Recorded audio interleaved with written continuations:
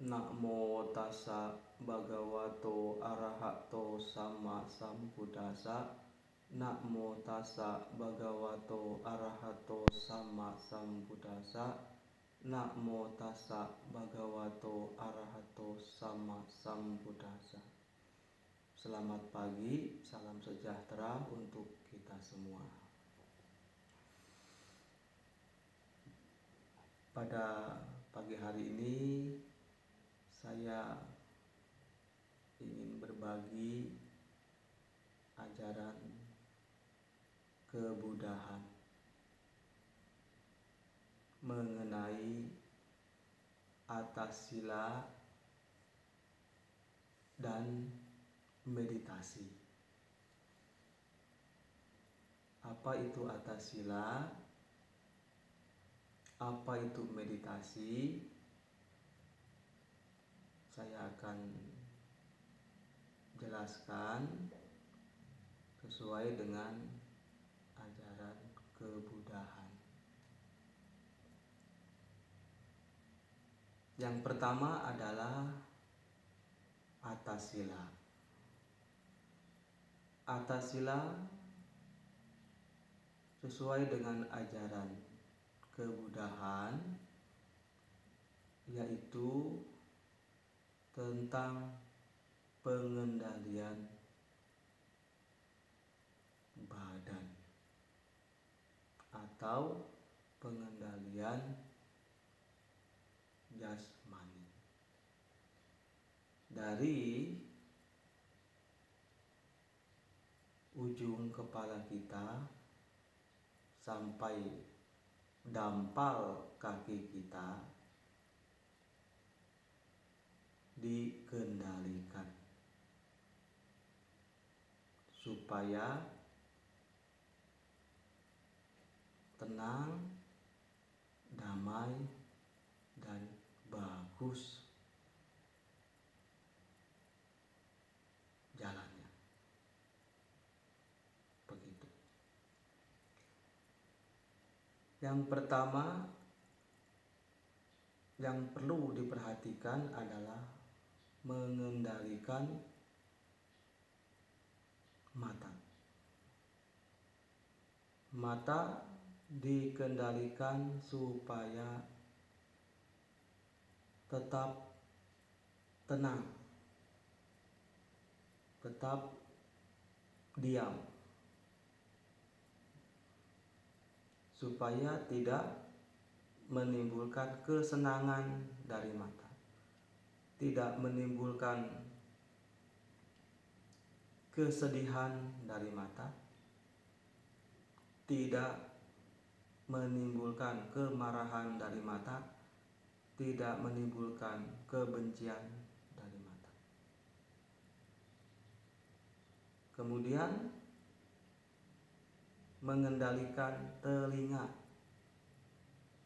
supaya telinga tidak menimbulkan kesenangan dari telinga, supaya tidak menimbulkan kesedihan dari telinga, tidak menimbulkan kemarahan dari telinga, tidak menimbulkan kebencian dari telinga.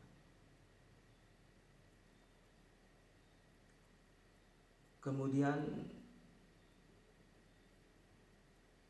anggota badan kita, bagian badan kita, yaitu ucapan kita yang bersumber dari mulut kita. Jadi mulut kita benar-benar mengurangi bicara, tidak banyak berbicara, alias banyak diam. Benar-benar banyak diam. Jika ingin berbicara, penuh dengan kesadaran, artinya dengan penuh kelembutan, tidak perlu dengan suara yang keras, suara yang lantang, tidak perlu teriak-teriak. Jadi Jadi benar-benar dikendalikan, jangan sampai banyak bersuara, banyak bercerita, banyak ngobrol. Benar-benar diam, yang banyak diam, dan tidak bernyanyi begitu ya. Itu adalah pengendalian dari suara yang bersumber dari mulut kita. Kemudian tangan kita pun semua harus penuh dengan kelembutan, penuh dengan pelan-pelan. Mau ambil sesuatu, pegang sesuatu pelan-pelan. Pada saat kita ambil misalkan gelas, taruh gelas pelan-pelan. Pada saat kita mau ambil makanan pelan-pelan. Jadi penuh dengan kelembutan. Kemudian kaki juga, langkah kaki juga semua serba pelan-pelan, semua serba kelembutan, tidak gerasa-gerusu, tidak sampai mengeluarkan suara yang bagaimana. Itulah atasila. Jadi penuh dengan pelan-pelan. Setelah itu perut dikendalikan, tidak banyak makan setelah jam 12 siang. Jadi cukup dengan air bening begitu, tidak mengandung susu minuman itu. Jadi benar-benar melatih. Jadi atasila ini adalah benar-benar melatih untuk badan kita, dari mata sampai kaki. Begitu. Sesungguhnya semua dari anggota badan kita. Nah, atasila itu untuk lebih jelasnya bisa dibaca, ya, bisa dibaca. Ada bukunya, itu ada terjemahannya, jadi bisa dibaca di buku. Saya hanya sekilas saja seperti itu. Dan atasila bisa dilatih di dua tempat. Yang pertama di wihara. Kalau di wihara mengikuti aturan dari para bante dan silacari. Dari mulai bangun jam 3 pagi sampai jam tidur itu 9.45 malam. Jadi selama dari pagi sampai tidur malam itu semuanya tetap melakukan pengendalian diri.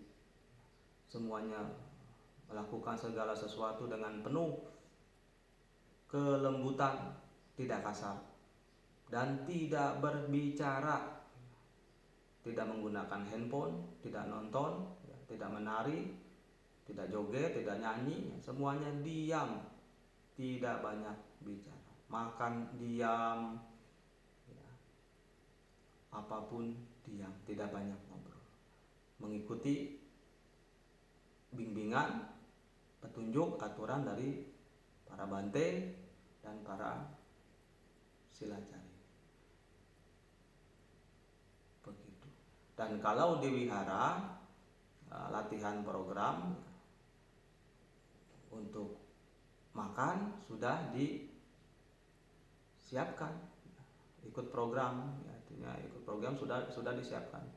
Kita tidak perlu repot, ya, tidak perlu masak ini masak itu, ya, karena tidak perlu beli ini beli itu.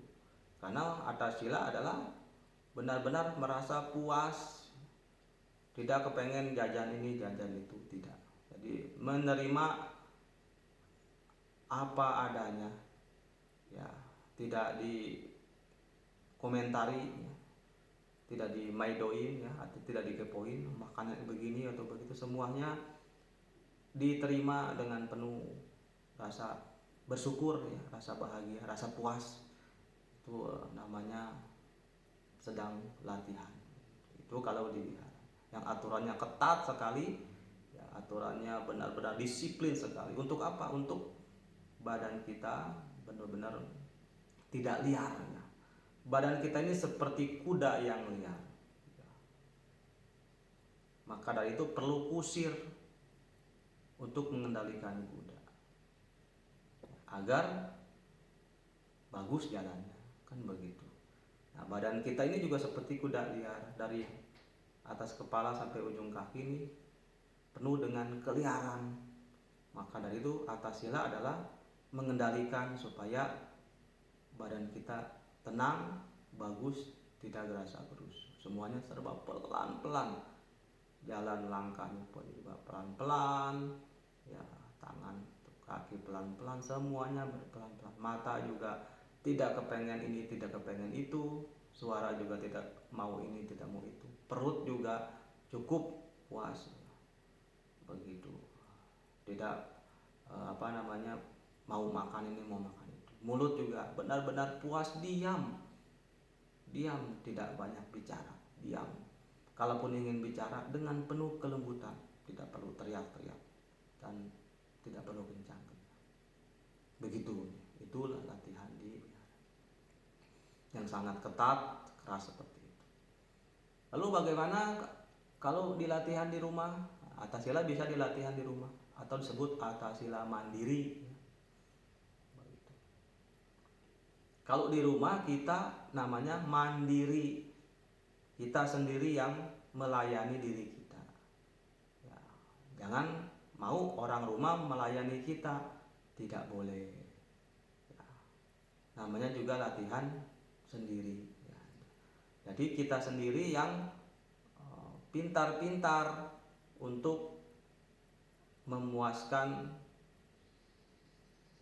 latihan kita tanpa mau dilayani, tanpa mau merepotkan siapapun, begitu.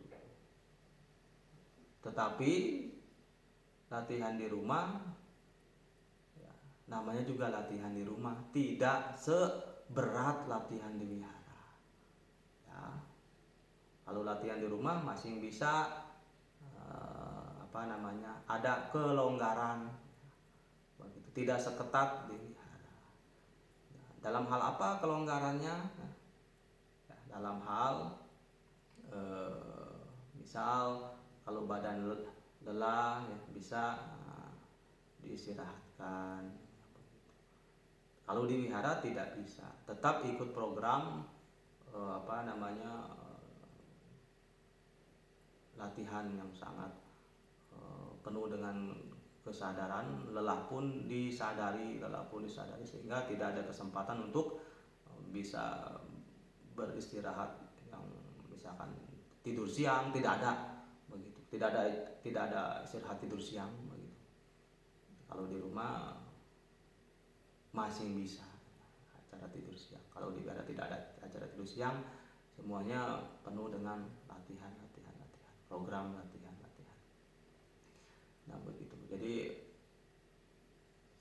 kalau di rumah, sekali lagi latihan di rumah, kita yang harus pandai-pandai, pintar-pintar menggunakan waktu, ya, sesuai, dan jangan sampai mengganggu orang rumah. Sebab yang latihan kita, jangan dijadikan alasan latihan kita adalah terganggu dengan orang rumah,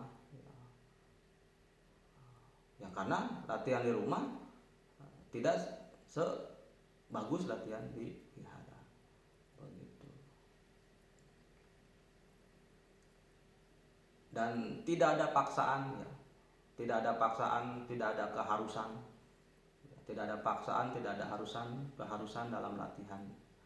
semua penuh kesadaran. Jadi berdasarkan diri sendiri, kesadaran diri sendiri, tanpa berat hati, apalagi sampai menyalahkan ini dan itu. Ya, itu benar-benar kerelaan hati. Orang yang latihan di wihara juga sama, ditanya sama panitia. Sama panitia ditanya, ini latihan kepaksa atau tidak, kan begitu. Kalau kepaksa pasti tidak betah. Tapi kalau dengan rela hati dia pasti betah berlama-lama. Puas, beda sekali. Maka dari itu latihan segala sesuatu harus penuh dengan kesadaran sendiri. Tinggal pilih mau latihan di wihara atau mau latihan di rumah. Kalau latihan di wihara sangat ketat sekali dan memang harus seperti itu dibimbing oleh para bante dan silacari. Kalau di rumah ya kita berarti dilatih sama diri kita sendiri. Gurunya siapa? Diri kita sendiri. Ya. Muridnya siapa? Diri kita sendiri. Dan lingkungan rumah jangan dijadikan alasan untuk membatalkan latihan kita. Tidak boleh begitu. Jadi orang rumah jangan dijadikan alasan kita berhenti latihan, tidak ada. Sebab di rumah berbeda dengan di wihara. Dan jangan pernah berharap mau dilayanin. Ingat ajaran Sang Buddha bahwa kita harus hidup sederhana dan puas. Begitu ada di dalam sutra itu. Kita harus rendah hati, lemah lembut, puas dengan diri kita, mudah dilayani, tidak gerasa gerusuk, begitu. Penuh dengan pengendalian diri, artinya dari mata, dari mulut, tangan, kaki, semuanya terkendali, diam, begitu. Ya sekali lagi, kalau latihan di rumah jangan merepotkan orang rumah, kita sendiri yang melayani diri kita sendiri. Itu namanya latihan mandiri. Begitu. Nah, kemudian meditasi. Selalu satu paket. Meditasi tidak mungkin berkembang tanpa menjaga sila. Dalam hal ini atasila. Meditasi tidak bisa berkembang tanpa menjaga sila, tanpa melakukan atasila. Dan tidak mungkin bisa atasila, tidak mungkin bisa menjaga sila tanpa meditasi. Jadi dua hal ini sangat terkait, sangat terhubung. Oh, mau meditasi saja, tidak menjaga sila, tidak bisa berkembang meditasi. Atau menjaga sila saja, tidak meditasi, juga tidak berkembang silanya. Jadi saling terkait, saling terhubung. Apa yang harus dilakukan pada saat meditasi? Meditasi tugasnya adalah mencatat. Apa yang timbul di mata dicatat. Apakah ini kesedihan, kesenangan, kemarahan, kebencian, dicatat. Begitu juga yang timbul dari suara, dicatat. Timbul dari pikiran, dari perasaan, senang, sedih, marah, benci kepada siapapun, terhadap apapun, masa lalu, masa depan, semua yang timbul di pikiran, yang timbul di perasaan melalui mata, telinga, bebauan, badan, sentuhan, semuanya, kaki, dicatat. Oleh karena itu pada saat meditasi semuanya pelan-pelan dicatat. Kalau kita tidak suka dengan siapapun, dicatat. Nggak suka dengan apapun, dicatat. Mendengar apapun nggak suka, dicatat. Melihat apapun nggak suka, dicatat. Begitu. Jadi benar-benar puas, ya. Tidak pengen ini, tidak pengen itu. Tidak pengen beli ini, tidak pengen beli itu. Benar-benar puas. Itulah yang disebut puas. Nerima. Yang disebut nerima adalah benar-benar diam. Ya. Ini ajaran kebudahan, bukan ajaran saya. ajaran kebudahan yang memang penuh dengan pengendalian diri, penuh dengan kepuasan, supaya kita hidup bahagia di dunia ini maupun bahagia di dunia selanjutnya. Sebab Sang Buddha mengatakan bahwa kalau di dunia ini dia bersedih, di dunia sana dia pasti bersedih. Di dunia ini dia bisa mengendalikan badan dan pikiran, di dunia sana pun dia bisa mengendalikan badan dan pikiran. Begitu. Jadi semuanya harus benar-benar dilatih oleh diri kita sendiri. Silakan selamat berlatih ya, sesuai dengan ajaran kebudahan, supaya bisa kita berbahagia hidup dimanapun dengan siapapun. Jadi tidak ada alasan bagi kita bahagia, kita menderita karena si ini, karena si itu. Tidak. Kita bahagia, kita menderita karena pikiran dan perasaan kita. Kalau pikiran dan perasaan kita mau kita latih sesuai dengan ajaran kebudahan, maka kita akan menemukan kebahagiaan. Kita harus lepaskan masa lalu kita. Jangan dipakai lagi masa lalu itu. Harus dilepaskan. Dengan kita melepaskan masa lalu, kita sekarang akan mendapatkan cinta, kasih, sayang. Kenapa kita sekarang tidak mendapatkan cinta, kasih, dan sayang? Karena kita tidak mau melepaskan masa lalu. Kita masih menggunakan masa lalu. Ya, coba dah, mulai saat ini lepaskan masa lalu. Lepaskan masa lalu. Apakah itu kesedihan, kemarahan, kebencian, kesenangan. Lepaskan kebiasaan-kebiasaan masa lalu. Dari mata, kuping, dari mulut, dari tangan, dari kaki, dari anggota badan kita yang masa lalu itu, kebiasaan-kebiasaan masa lalu dilepaskan. Mulai hidup sesuai dengan dharma. Pastilah bahagia. Bukan kata saya, itu kata Sang Buddha, dan saya sudah mempraktikkan itu. Ketika saya melepaskan masa lalu, melepaskan kebiasaan-kebiasaan masa lalu, hidup sesuai dengan dharma di masa sekarang, maka saya bahagia. Jadi kuncinya adalah lepaskan masa lalu, tinggalkan masa lalu, hidup sekarang sesuai dengan dharma, masa depan akan bahagia. Selama kita tidak mau melepaskan masa lalu, selama hidup kita tidak pernah bisa bahagia. Lepaskan kebiasaan masa lalu, jangan dipakai kebiasaan masa lalu. Hidup sudah berganti zaman, hidup sudah berubah, dunia sudah berubah, kita pun kena perubahan. Kita dengan yang dulu berbeda. Kenapa kita tidak mau berubah seiring dengan dharma? Maka dari itu, hiduplah sesuai dengan dharma. Mumpung masih ada kesempatan, mumpung kaki masih bisa digerakkan, tangan masih bisa digerakkan. Ya, kalau tangan dan kaki sudah tidak bisa digerakkan, mau latihan apa? Mata sudah tidak bisa melihat, mau latihan apa? Kuping tidak bisa mendengar, mau latihan apa? Mulut tidak bisa bersuara, mau latihan apa? Selama masih bisa digunakan, ayo latihan. Latihan sendiri, latihan mandiri, atau latihan dibimbing oleh para bante dan silacari. Begitu. Selamat berlatih. Semoga kita semua bahagia. Semoga semua makhluk hidup berbahagia. Sabe sata bawantu sukitata.